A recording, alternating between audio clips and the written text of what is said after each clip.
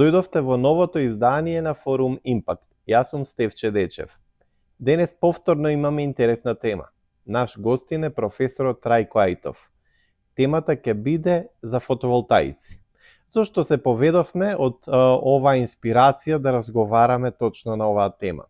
Затоа што фотоволтаичната енергија веруваме дека може да обезбеди заштита на граѓаните, заштита и заштеда ќе речам. Така, заштита во поглед на трошоците месечни кои што ги имаме за електричната енергија. Заштеда, нормално, затоа што Македонија е држава која што има повеќе од 280 сончеви денови. А колку таа енергија е достапна на сите нас како граѓани и дали праведната транзиција што се нарекува во Европската Унија кај нас значи само полнење на џебот на имотните луѓе, или праведната транзиција кај нас е погрешно сватена, наместо енергијата да биде во рацете на граѓаните, ние гледаме само трансформација оној бомбона бизнис да оди повторно во рацете на одредени мокњици. Затоа веруваме дека одредени пречки што постојат, граѓаните активно да се вклучат во имплементацијата на сите кровови на нашите куќи, на сите јавни институции, наместо да гледаме се повеќе фотоволтаични панели, ние се уште гледаме низа бариери и пречки. Единственото нешто што беше кај нас воведено е од 4 на 6 киловати беше зголемен прагот кој што граѓаните како поединци можат во домовите да обезбедуваат за енергија. Но што е со вишокот на енергија? Вишокот на енергија каде што има фотоволтаици во институциите, во училиштата, така. Никој не одговара точно на овие прашања. Кои се законските пречки кои што се уште се препрека за граѓаните да инсталираат фотоволтаици? Потоа каква стратегија и енергетска транзиција води нашата држава, а во Европската Унија се препорачува се повеќе користење на обновливите извори на енергија, затоа што до 2030 година ние треба да ги намалиме употребата на фосилните горива за производство на електрична енергија до 55%, а до 2050 година Македонија треба да постане carbon free континент или континент ослободен од емисија на штетни гасови или енергија која што се добива од фосилните горива. Како може да се подобри свестноста за граѓаните да знаат се повеќе да инвестираат во фотоволтаичните панели? Како можеме да го мериме напредокот? И за многу интересни теми, пикантни прашања, ќе најдете одговори во денешното интервју кое што споменав го направивме со професорот Трајко Ајтов неодамна, ќе го промовираме сега и верувам дека ќе ви бидеме интересни и се разбира на крај сакам уште еднаш да ве повикам, заследете ги нашите канали на социјалните медиуми, слушајте Импакт Радио каде што нема вести, нема досадни теми, нема оговарање, има само 24 часа музика. Веднаш после джинглот одиме со разговорот со професорот. Останете со нас.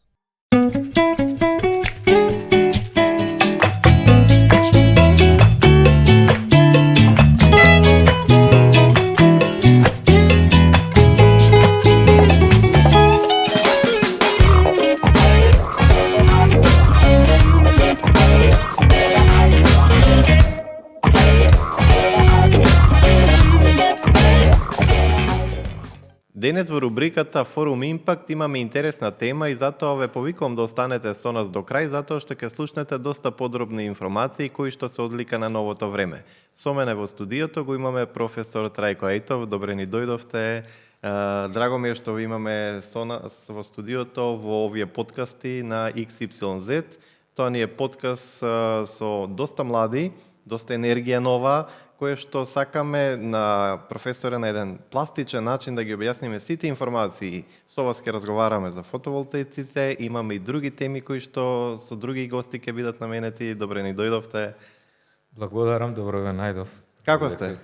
Па добар сум. Вие не мирувате ни во пензионерските денови? Не мируваме. Навика си е навика во животот, човек како е навикнат, така.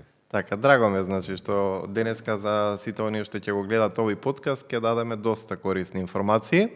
Така и информации кои што се потребни, затоа што она што го работите и така ако вреди да бидат информирани, да ги имаат од прва рака, што се вели. Да, вреди, бидејќи голем број на луѓе кои што многу познавање немаат од фотоволтаиците, да речем, се вклучија во овој бизнис и во овој период сега се нуди се и се што, да речем. Како квалитет, како квалитет, изработка, монтажа, што се оти 10% да промашите во монтажата и во изборот на панелите, да речем, многу е за 30-40 години, колку што е векот, да речем, на фотоволтаичните елементи. Јас ќе вратам уште на едно по-пластично прашање што се вели да го опишеме моментот, разликата, затоа што многу луѓе се уште ги мешаат нели фотоволтаиците со сончевите панели, еве чисто информативно за нив.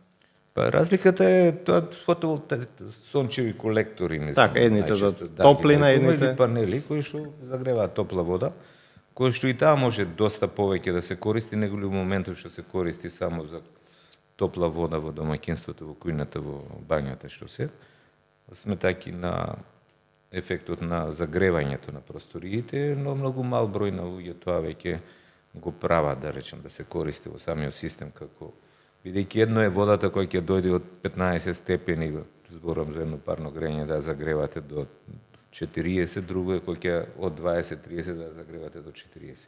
Доста се штеди енергија, но не пројавија интерес и доста институции во кои што на почетокот ентузијастички, мислам, им нудев некои си првично како експеримент, па после тоа кој ќе се видеа ефектите кои што се покажани, да речем, на многу места во светот, па и на нашите факултети се изучуваат, да речем, и на сите тие семинари и обуки што се за заштита на енергијата, бидејќи фотоволтаичниот елемент фотоволтаичните централи се само еден сегмент од искористување на топлината на сончевата енергија која што се јавува.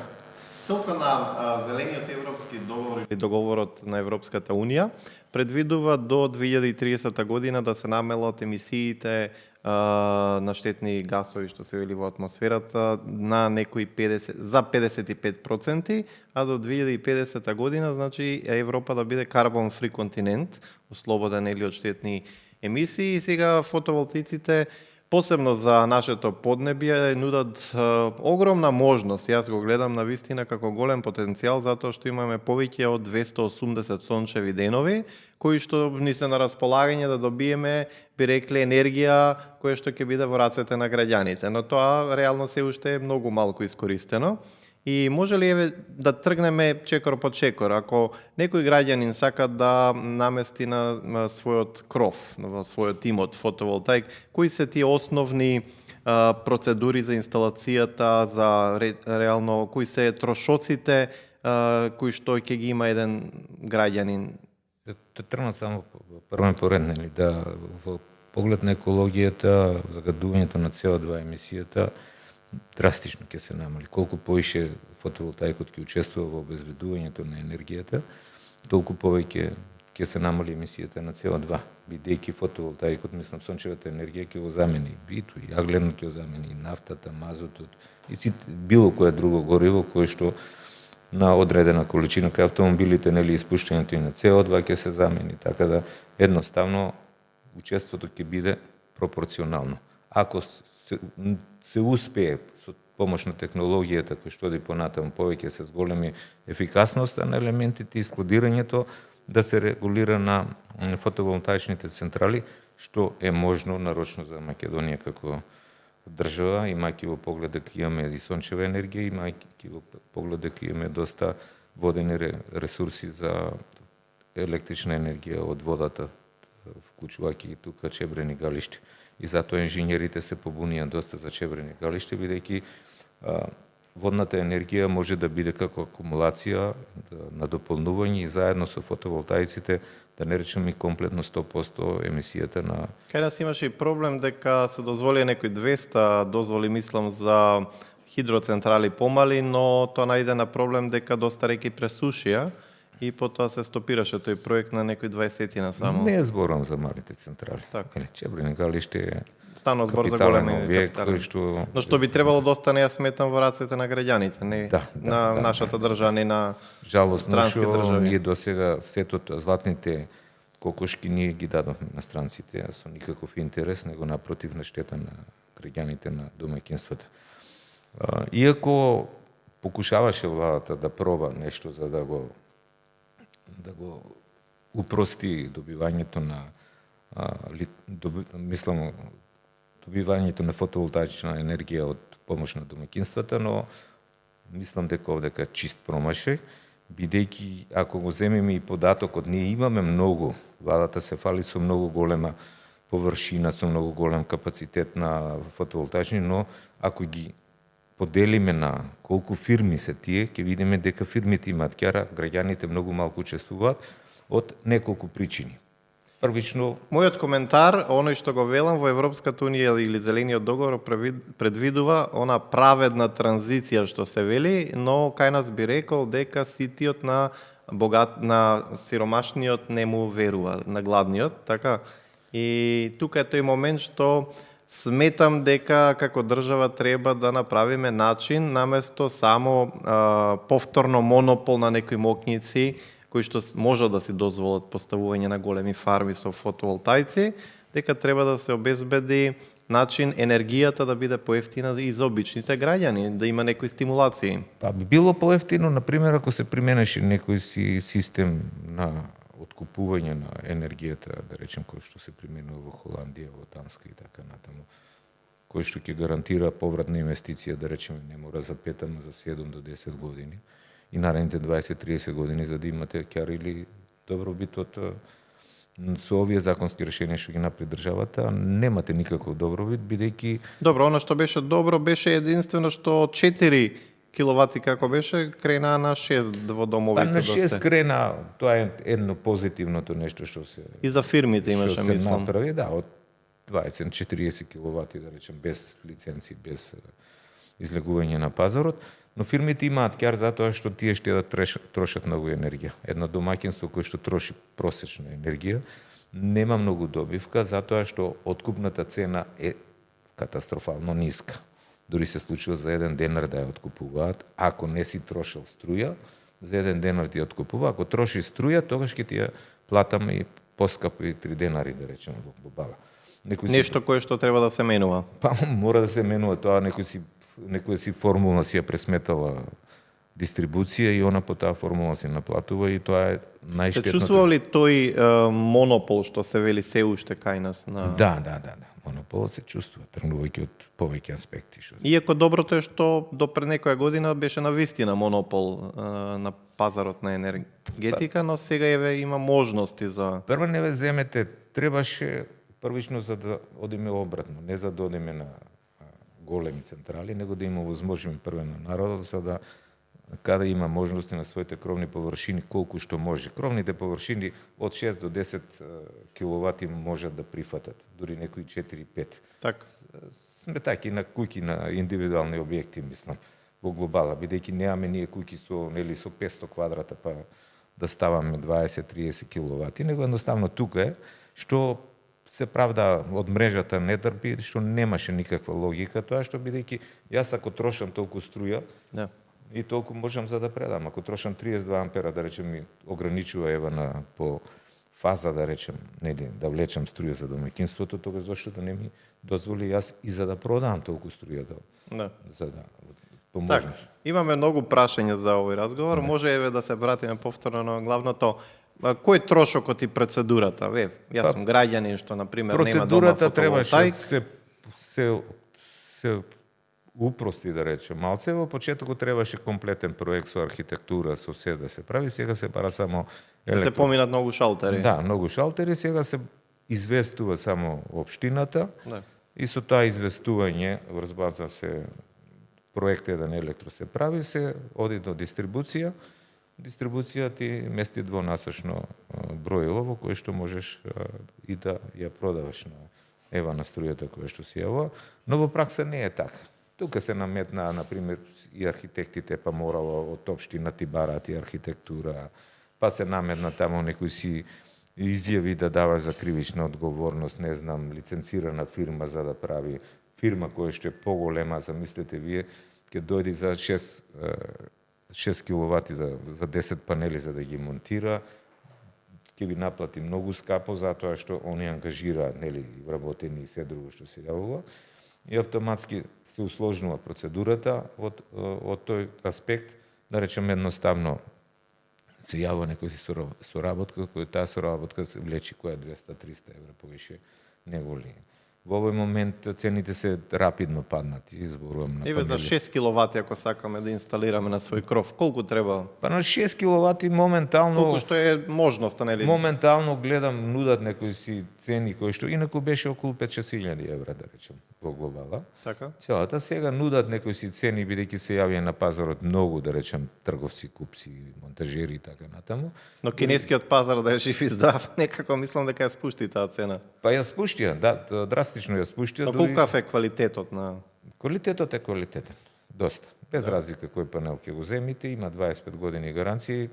До сега, еве, јас подолго временски период се занимавам во почетокот со помали системи, сега и поголеми, да речеме, што се нема дефекти. И да речем и нешто што е донесено од странство како половно што е направено овде, што во почетокот се мислеше дека ќе биде како автомобилите или ќе бидеме ѓубриште за половни за постари панели кои што можат да издржат и 60-70 години со некои си 70-80% од капацитетот што го имаат, така да нема никаков проблем со тој дел и инверторите се доста квалитетни во дадениот момент кој што давате и самите кинези 5-10 години гаранција на само тоа значи дека 20-30 години.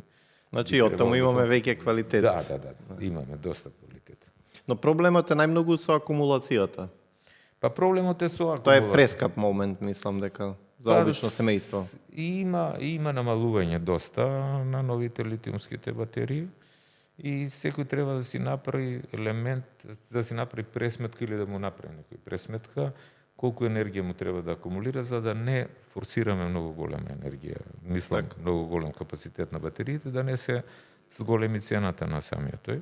Се работи од неколку аспекти, веќе се менуваат, да речем, нели, и технологиите на акумулирањето на енергијата во самите акумулатори, самите батерии, кои што се прават батерии со пократко време на полнење, подолго време на експлоатација, да речем, кој што се јавува.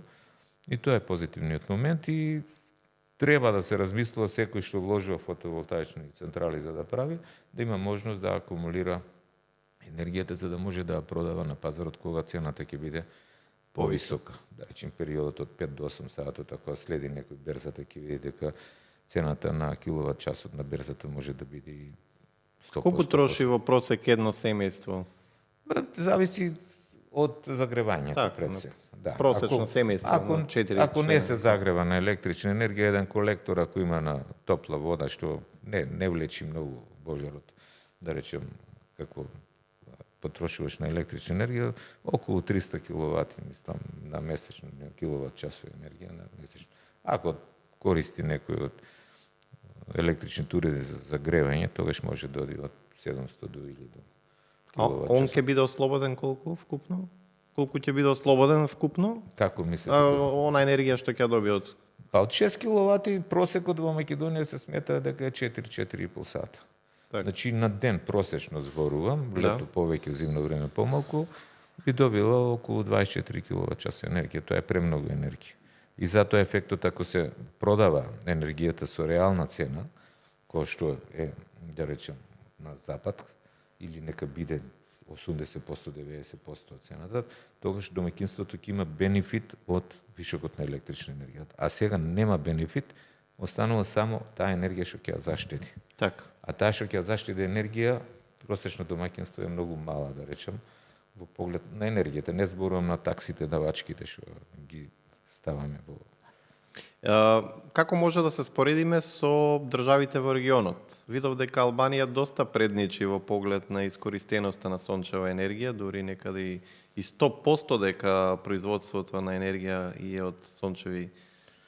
Не би знал точно да го дефинирам тој податок, мислам бидејќи имам сознание дека за Грција, бидејќи почесто одиме, Албанија не сум била, но Грција многу одамна има вложено во фотоволтаичните централи.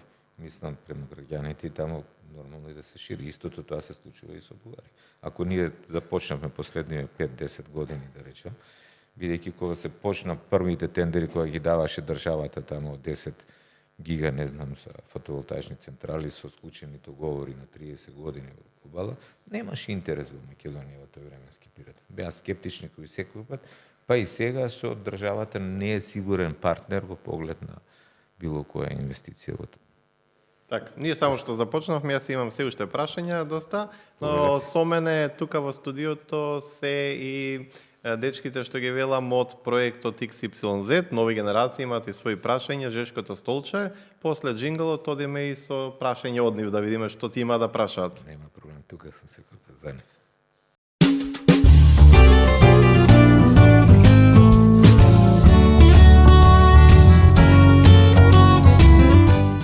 Дупло А или Александар и Андреј се со мене во студиото, кои што се спремни и на Жешкото столче со дополнителни прашања за нашиот гостин. Александар и Андреј, така, денеска, од проектот XYZ, вие сте ученици во Коле Неделковски, и исто може би ова вие во некој насока и во струката што учите. Имате прашања за нашиот гостин, па може еве да... Професоре, колку фотоволтаичната енергија може да допринесе за заштеда кај граѓаните кои што веќе имаат инсталирано фотоволтаични панели на своите имоти? Дали можете да ни дадете пример или конкретни податоци за ова?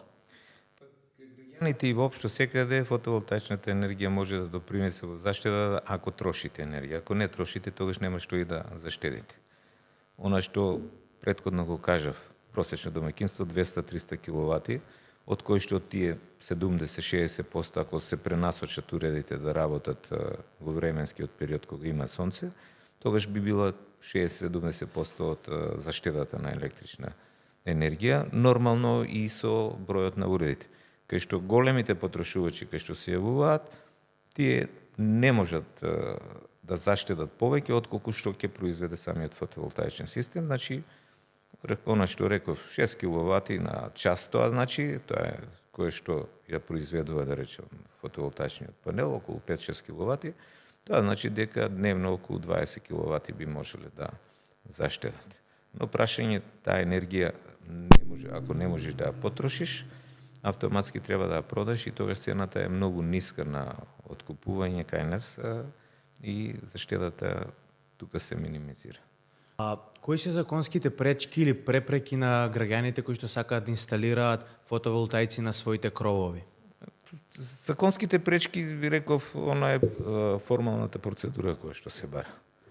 И премногу е строга и премногу бара, некој кога ја ги пожари квалитети, некој ги се направи. Јас тоа не го разгледувам така. Замислете вие, некој прави некој си куќа, иде некој си електричар, му мести некој инсталација, и после тоа никој ништо не му бара, ни проект, ни ништо, што си тие куќи не се запалиле 50-80 години.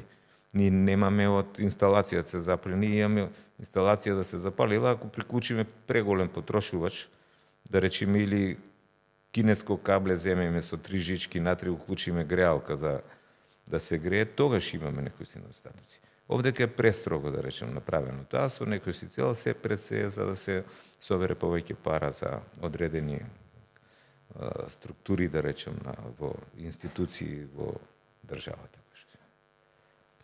Колкава е заинтересираноста и знаењето на младите за инвестирањето и монтирањето на фотоволтаичните панели? И дали младите оваа гранка ја гледаат како можност за нивно работно место, како и отварање на собствен бизнис? За жал, јас ќе констатираме на ситуација, нашиот образовен систем е многу инертен према иновациите и новите предизвици на времето, за да се снајдат младите во тоа. Ако земеме ние сега да ги разгледаме програмите на електротехничар, да речем, во било која струка, ние ќе видиме дека фотоволтаиците или обновливи извори на енергија не се влезени ни со 3%, ни со 5% во програмата, може би некаде во некој си предмет. Не зборувам во струка, не зборувам во образовен профил, кој што специјално би се наменил на тоа.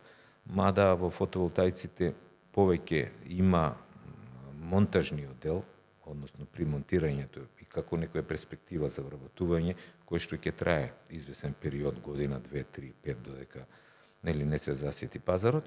Самиот фотоволтаик, посебно тоа одржавање, не бара законската регулатива е фирма која што ќе отвори да тргува со струја еден вработен, да има електричар или од струката, кој што одржавањето е многу мало.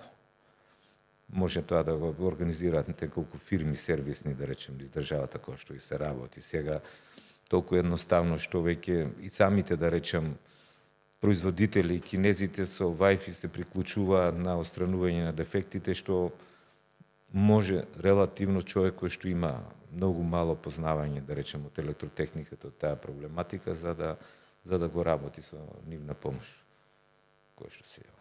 Перспектива за вработување многу немате. Тешко е прашањето, државата направи големи капацитети, но сето тоа ќе даде на некои си турци, на некои си грци, на некои си бугари, на некои си израелци и така натаму, кои што со нив ќе ја откупува цената по берзанска цена, струјата ќе ја откупува по берзанска цена, што нема никаков ќар дали ние ќе ја увезуваме или ќе ја купуваме на страницот, ќе му ги даваме парите, ќе има еден, двајца, 5 души вработени, нека има на тие мега или гига ватните централи кои што се јавува, кои што тоа е вработувањето во самите фотоволтаични централи. А газата ќе си чека, сонце убаво имаме, премногу ги имаме и ќе му течат паричињата во джепчето, додека пие кафе или додека се сунче некаде на некој си плажа. Андреј, Александра, ви благодарам.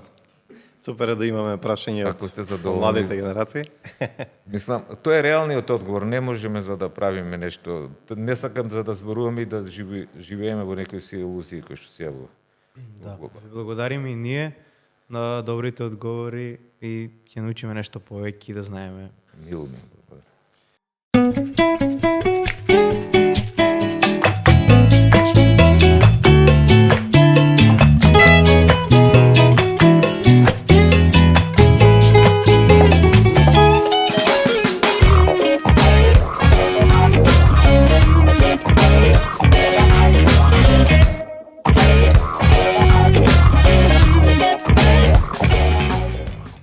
Еве сме повторно со дополнителни прашања што ги имаме, така спремено за вас.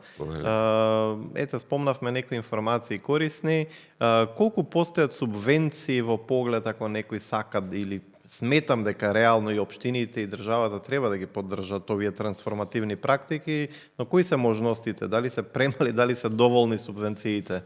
Па нема од државата некои си субвенции, нарочно за домаќинството, да речеме, мислам дека нема.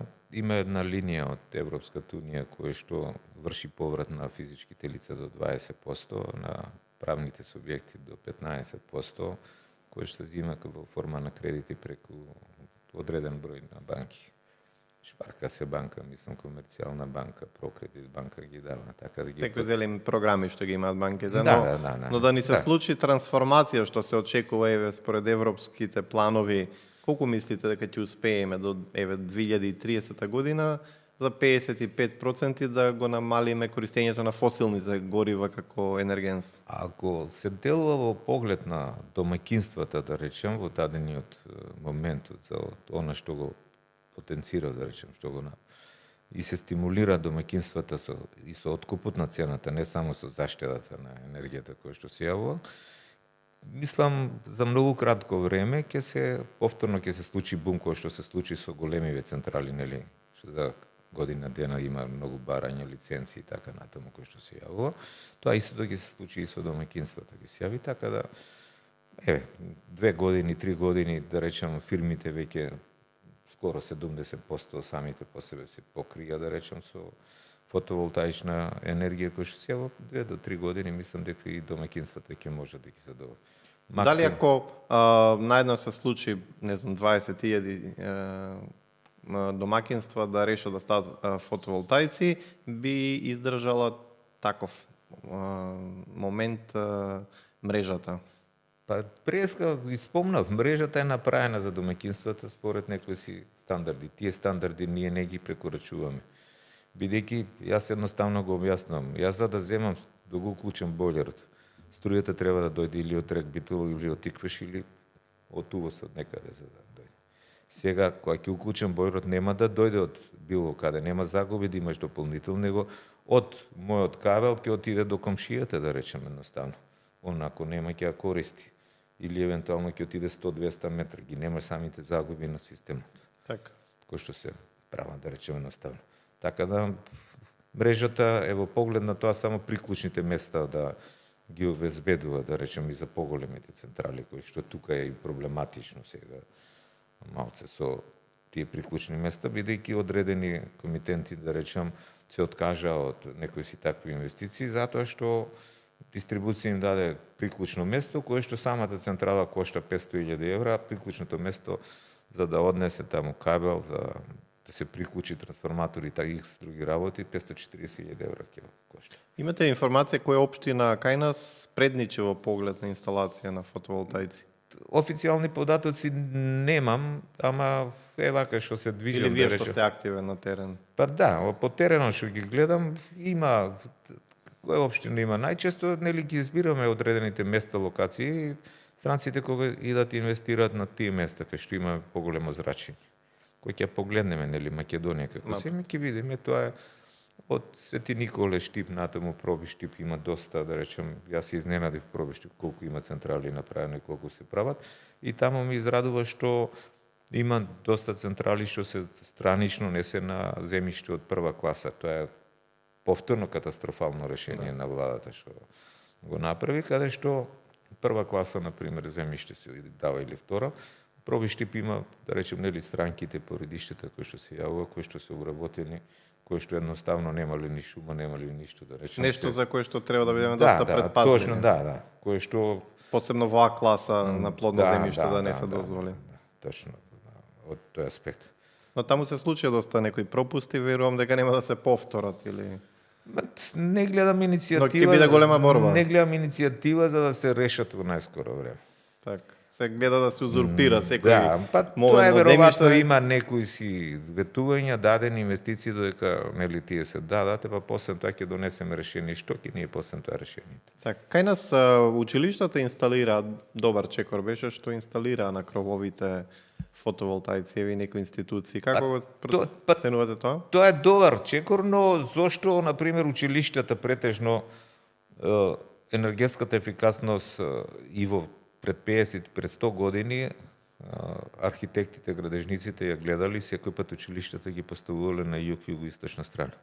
Што е добро за нивното работење, бидејќи работат, нели, во една, да речеме, евентуално и во две смени за да работат. Но зошто не дозволува законската регулатива, училиштето не 40 киловат има површина, пример огромна кој што може да се постави. Мислам дека 25 до 30 беа само сега или Па не знам колку зависи, колку ги поставија училишта, за поединечно не знам, ама може како правни субјекти, да речем, до 40 киловати, да.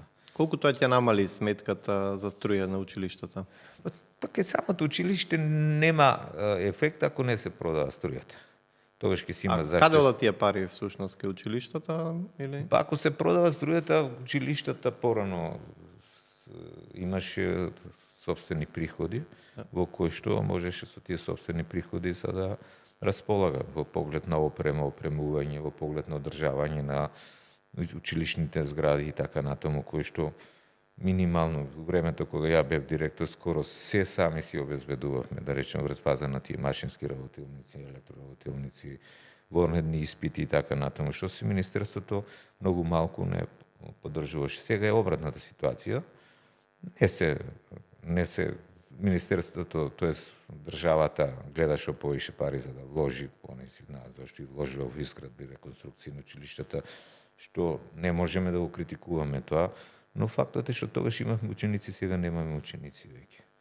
Од тој поглед и мислам дека погрешна стратегија се води во тоа. Мораше ова да се дозволи со самиот откуп на струјата, на енергијата, бидејќи они плаќаат индустријска струја, летно време кога има најмногу сонце, тие се некорисни за училиштето, бидејќи има колективен одмор кој што се јавува, нема трошење. Зимно време кога имаме грејење, кога поголема потрошувачка на струја, тогаш сонцето е малце во помал процент кој што се јавува и така да за да имаме права за заштита, тогаш таа струја може да компензира општината, да речем, со други институции кои што би работеле со Дервен, со било која друга институција, па и самата општина, да речем. Така, за фотоволтаиците, кои се најголеми закани во поглед на нивна искористеност, максимална или долгорочност? Па долгорочноста, они се долгорочни. Заканите од фотоволтаиците се што поснем тоа со од еколошки аспект. Отпадот? Отпадот кој што се јава, што со него можеме да се направи? Да, сметам дека и литиумските батерии се уште и за литиумските акумулацијата е батерии, предизвик. Да, тие се предизвик и тоа е тоа негативното, да речем, кое што. Но се надевам дека технологијата покрај другото ќе решава и тој проблем, и што веќе е започнато да се решава проблем. Така. Имаше нов начин на користење на фотоволтаиците со помош на хелиум пред неколку години, 5-6 години го гледав во глобала, кој што сончевата енергија директно се претвараше во 220 волти и имаше искористување околу 40%. Тогаш контактирав, америчка фирма беше, која што со нив стапивме во контакт, но условот беше преголем за мене како запад, да речем, бидејќи сепак поише работам од задоволство него ли од некој си финансиски, бидејќи ги немам тие финансии за да започнеме нешто поголемо за да работиме. Беше минимум за $2 милиона, они не разговараат испод нарачка нешто се јава. Јасно. Што беше огромна сума. Има одредени такви, да речем, проекти. А увозот на фотоволтаици колку ни е данок или царина? Па нема царина фотоволтаичниот панел. Има Позитивна инвертор. мерка, Да, како? 18% данок има. А инверторите се со 15% царина и данок 18%. Така. Да речем, Мои пријатели од организацијата Изгрејсонце, ке ги имам исто во подкастите за гости, ја основаа првата енергетска задруга во Македонија. Кој е вашето мислење, например, за тој начин да се здружат повеќе субјекти или домаќинства? па тоа е единствениот и добар начин. Здружување на домаќинствата во такви задруги и излегување на слободниот пазар, бидејќи државата воопшто не допринесува поединечно за да правиме. Сравнувањето на 6 месеци, па на 6 месеци 1000 денари да имаш во предплата е смешна работа. Така. Нели, во глобала, разбаза на разликата на цената што се. Кога тоа би било, да речем, месечно исплаќање, сравнување и плаќање по нормална цена која што се плаќа, да речем, бидејќи не можете вие за да излезете на берзата код домаќинство, ама код задруга може. Сега прашање е таа задруга колку и како ќе Така, разликата од фирма што би ја направила. Да, што се инаку профитот си. се. Јас имав и едно гостување преку Zoom, преку онлайн со точно формирањето на овие задруги во почетокот кој што беше и бев спремен за да прифатам некој соучество да се формира на повеќе, мада не знам тогаш зошто и како се оддалечен од тие контакти, тие задруги што се. Инаку е добро решението, самата задруга која што. Или едноставно ја што викам формирање на било која друга правен субјект, да речем. Зошто да не може сега, ако имаме правен субјект кој што нели управител треба да има во стамбените објекти, да речем, некој што зошто да ние имаме некој таков и тој за да може во име на зградата да настапува како правен субјект и да ја продава на берзата вишоко струја од кровната конструкција која што повторно би било за заедничките простори. И да биде повторно за граѓаните. Да, и повторно за граѓаните. Така. Факт е дека низа се уште работи треба да се променуваат кајна, да се олесни едноставно искористеноста. Сонце имаме премногу и доволно. Имаме благословени сонце од Господ премногу. Така, да живееме со пониски сметки за струја. Еве за крај, например, ајде, освен што ќе повикаме државата да поработи на тој момент и институциите, која е вашата порака за граѓаните, како да ја зголемиме свесноста или можеби за штедата да се насочи кон потребата да се инвестира што побрзо во инсталација на фотоволтаици? Во ова време не можеме никако за да делуваме со овие услови, бидејќи еден со друг посебно тоа се гледа придобивката. Така се шири, да речем, во придобивката и да ги мотивираме за да. Ако нема поврат на инвестицијата за 3 до 5 години, да речеме 7, не ја гледа никаде, тогаш како ќе го убедиме или како другиот ќе се биде стимулиран за да за да поставува фотоволтаици. Има многу негативни примери кои што можам да ги посочам или се јавуваат после, иако имаат монтирано од не знам која година, од почетокот, имаат проблеми со откупот на струјата, со заштедата на струјата кој што се јавува. Па пробаме нешто за да направиме со урамнотежување на потрошувачката кога како што да работат некои се уреди и така натаму, но тоа не е ефектот. Ефектот е само да се плаќа струјата толку колку што вреди. Така, значи главната порака од овој разговор може ли да сумираме дека сепак за граѓаните да биде стимулативно и да се случи ова трансформација, главното ќе биде да се стимулира мерката и да се олесна. Месечно броилото става до насочно е колку си потрошил, струја, да речем, однес си плаќаш и колку си продал да ти платат. Се минусира и разликата, или ќе добиеш 500.000 денари, или евентуално ќе си платиш 500.000 денари струја, да речем. Така. Тоа е најголемиот стимул за секој граѓанин. Ова јас го гледам како на вистина голема можност, верувам дека повторно ќе ви имаме за наш гостин да објасниме она што денеска не го споменавме. Ви благодарам за вашето гостување. Верувам дека некои информации доста беа корисни и за сите што ги гледаат овие подкасти. Ако имаме дополнително нешто, ќе снимиме уште еден подкаст со вас. Ке имаме прашања ние од сите. Ви благодарам гледачи. пред се на почита и на ценењето на мојата работа, пред се спремен сум секој пат во секое време. Јас се импресионирам кога ве гледам на Facebook, колку сте активен во поглед на присуствуваше на кровови, на секаде на монтажи. Своето искуство не се вечно го сега веќе споделувате. не сум во состојба толку и поише тоа е сликање само колку ради реклама, ја инаку не се качувам толку многу на кровови, нели за да работиме, за да правиме, пред се вака Го млади. споделувате своите искуства, не се вечно. Да. Колку што си сепак реков јас без разлика што работев подолго временски период во образованието, јас секој пат сум се занимавал со приватни дејности различни. Работев и на системи, на водородни системи за заштеда на гориво кај автомобили, заштеда на парни котли, да речем, со помош на водород. Сум работел ко сервисер, да речем, и за фирми, и лично, и не се срамам, нели, да земам и торбата некаде и да поправам. Мада сега годините и времето веќе не се. Така. Тоа што беше, така да не е. Ние остануваме отворени и со вашето знаење да трпиме информација доста. Ви благодарам и за вашето одвоено време и до наредно видување. Останете Ви ми добро. благодарам и вас за поканата, што секој пат во секој време ви ставам на располагање, што можеме, колку можеме. Толку во ова издание на Форум Импакт. Ако ви се допаднавме, ставете лайк на YouTube, на Facebook, каде да го гледате овој подкаст Форум Импакт, слушате Импакт Радио.